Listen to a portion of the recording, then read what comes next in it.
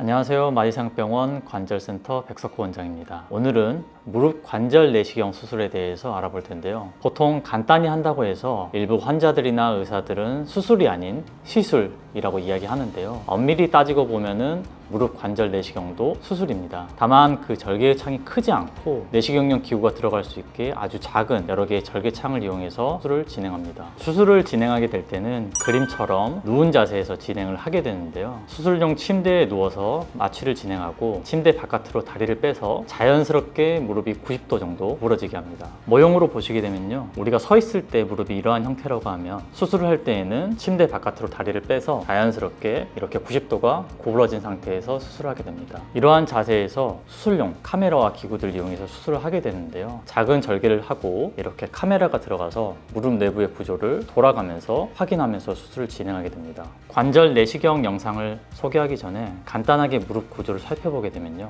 앞쪽에 뚜껑뼈를 이렇게 제끼고 무릎을 바라보면 이 상태에서 가운데에는 십자인대가 보이게 되고 그 위쪽으로는 대퇴 활차와 슬개골이 보이게 됩니다. 그 양쪽으로는 대퇴 내과와 외과의 연골이 보이고 그 밑으로는 반월상 연골판이 보이게 됩니다. 실제 관절 내시경 카메라가 들어간 상태의 영상인데요. 수술을 시작해서 무릎 관절 내시경 카메라를 처음 넣게 되면 다음과 같은 구조물이 보입니다. 제일 먼저 보이는 구조물은 무릎 가운데 위치한 전방 그리고 후방 십자인대입니다. 탐침자라고 하는 수술 기구를 넣어서 전방 십자인대를 앞으로도 당겨보고 좌우로 면밀하게 관찰하여 파열이 있는지 불안정성이 있는지 확인합니다. 후방 십자인대도 전방 십자인대와 같은 방법으로 확인합니다. 전방 십자인대에 급성 파열이 있으면 영상에서 보이는 것처럼 십자인대에 피가 있는 것을 볼 수 있습니다. 또한 기구를 이용하여 당겨봤을 때 정상과는 다르게 힘이 없이 앞으로 딸려 나오는 것을 볼 수 있습니다. 만성 전방 십자인대 파열의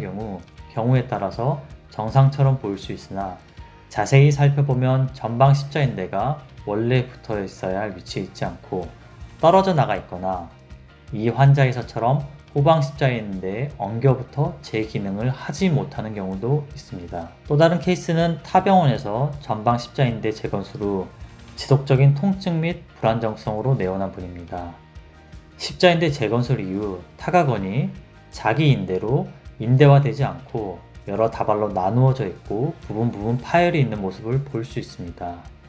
만성의 경우 불안정성이 확인된다면 재건술이 필요합니다. 집도의마다 관절 내시경 검사의 순서는 다를 수 있으며 저의 경우에는 십자인대 검사 이후 무릎 앞쪽의 대퇴 활차와 슬개골의 상태를 확인합니다. 이때도 탐침자를 이용해서 연골이 떨어져 나가는 연골 결손이 있거나 연골이 물렁물렁해지고 약해지는 연골 연화증이 있는지 꼼꼼하게 확인을 합니다. 다음은 무릎 대퇴골 양쪽 끝인 거터라고 불리는 부분입니다. 무릎 관절 내에 이물질이나 유리체가 있는 경우 이 거터 부위에 숨어 있어 찾지 못하는 경우도 있으니 이상이 없는지 확인합니다. 무릎 관절 내시경 수술을 하는 가장 흔한 원인인 반월상 연골판입니다. 이 반월상 연골판은 무릎의 뒤쪽에서 앞쪽까지 광범위하게 펼쳐져 있기 때문에 꼼꼼하게 확인하는 게 굉장히 중요한데요. 이때도 마찬가지로 영상에서 보이는 것처럼 탐침자를 이용해서 뒤쪽에서 앞쪽까지 위쪽과 아래쪽 숨어있는 파열이 없는지 꼼꼼하게 뒤적뒤적하면서 확인을 해봐야 하고, 혹시 이상이 있는 의심되는 부위가 있다면 꼭 이렇게 눌러보고 당겨보면서 숨어있는 파열을 잘 확인해 봐야 합니다. 큰 파열의 경우 영상에서처럼 파열 부위가 떨어져 나와 불안정한 게 쉽게 확인할 수 있습니다. 오래된 만성 연골판 파열의 경우 영상에서 보이는 것처럼 딱 봐도 많이 해지고 끊어진 것 뿐만 아니라 대퇴골이나 경골에 연골 큰 손상도 확인됩니다. 또 다른 케이스는 전방 십자인대 파열에 흔히 동반되는 내측 연골판 후각부 파열입니다.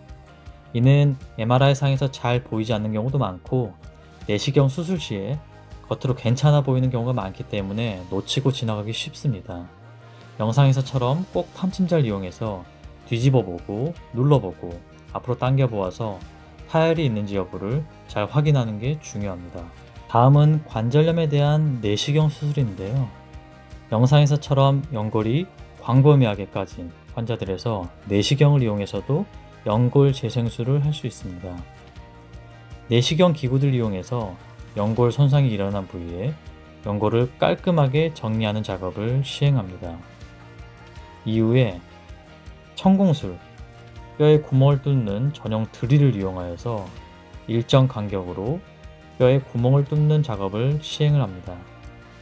그리고 카티스템이라는 상품명의 제대열 줄기세포를 천공술을 시행한 부위에 빠짐없이 넣어주는 작업을 합니다.